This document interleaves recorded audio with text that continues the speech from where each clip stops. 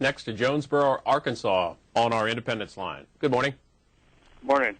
Down there. I think we should have let these banks fall. It's not every citizen's fault that that people went out and got loans that they knew they couldn't afford, and the banks let them. It's partly the citizens, but I'm just a citizen. I didn't do anything like that. It ain't my fault that the people made the decision, and the banks did too. Now the taxpayers are stuck with it, and it's coming out of the people's pocket. Another thing is, I think it has affected the global economy, and there's other ways out of this, I think, but I think Obama's trying. I don't agree with everything he does. It's like I don't agree with everything the Republican Party does.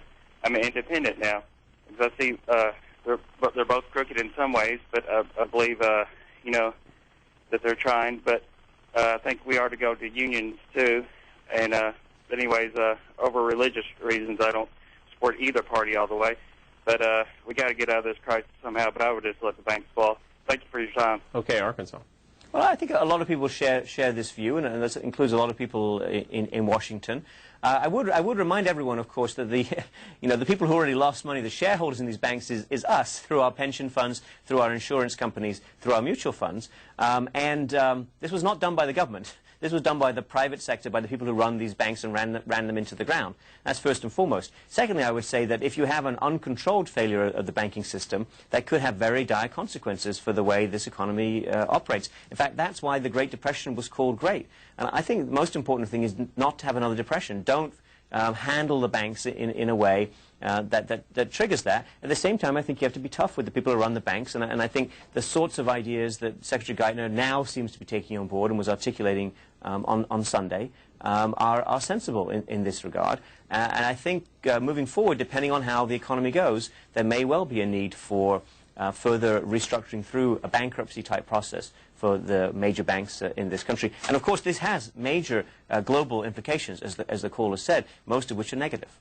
An emailer in Oklahoma City writes, Mr. Johnson, isn't it a situation rather like a small landholder, a milking? He strains the milk into gallon jars, putting into a cooler to let the cream rise, and then he skins off the cream. The executives arranging business affairs of their financial institution through every imaginable financial invention, straining the liquid assets to benefit themselves, their families, their friends, and then every 20 or 30 years fainting before the naive government administrators who are expected to chip in with national assets.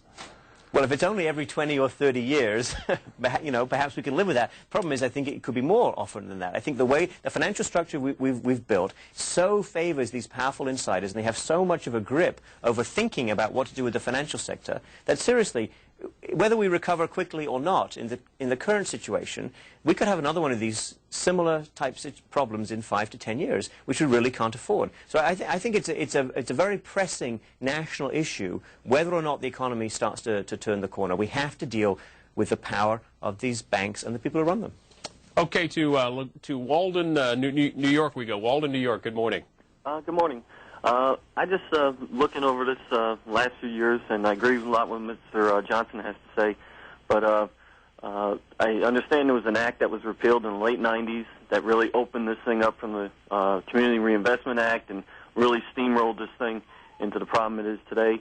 And I'm just concerned over reading some articles recently that even banks that got the TARP funds, they're trying to give it back, give them money back, and as a taxpayer, I think that's bizarre that the government won't take the money back, and I was just wondering what his thought is on that end. As much as I don't agree with a lot of the administration, I understand it's between Bush and the Obama administration, but I think we're going down a dangerous road by socializing or nationalizing and getting away from the Constitution. Thank you. There have been several reports of that, of banks trying to pay the money back to the government. What's going on there? I'm not sure. That is puzzling. If the banks can pay it back, and if the banks are solvent to the satisfaction of the regulators using a very tough stress test, I will be fine with them paying it back. I don't want the government to take over banks that are healthy. I think that's unnecessary and completely unwarranted. So there may be something else that hasn't fully come through. It may be these banks, the state of these banks is not as strong as they are saying. The stories do seem to be coming from the banks themselves. Taking a broader worldview, the Saturday Washington Post had a headline, "The Global Fiscal Crisis Brings Renewed Role to the IMF." You mentioned the amount of money that the G20 pledged to contribute to the IMF. Which nations will benefit most from this? Which countries are going to ask the IMF for a loan? Well, most of the problems right now, the problems which the IMF can address are in Europe. So there's a lot of countries in Eastern Europe and the former Soviet bloc who grew too fast and got themselves into serious debt problems. The banks in those countries are owned by West European countries. So Austria and Greece, for example, have exposure to what's happening in other parts in places further east. At the same time, property prices are coming down rapidly in the UK, Ireland, and Spain, and exports are collapsing all around Europe. They're very open and vulnerable to export declines. So I think across a wide range of European countries, the measures taken, the funds put into the IMF are going to be most helpful. And of course, there can always be spillovers to other emerging markets. Latin America so far has been fine. Most of Asia so far has been fine. But that could change quite quickly. So you need to be prepared for that. Our previous guest was talking about the president's visit to Turkey. They're looking to enter the EU, would like to enter the EU. And a report today in the Financial Times that the IMF is saying that Central and Eastern EU nations should adopt the euro. Do you think that's a good thing? Well, no, actually I don't. I think it would have to be handled very carefully. I think that statement, the Euroization statement, is not for Turkey, I would say. It's for other East European countries, the former Soviet countries that are already EU members.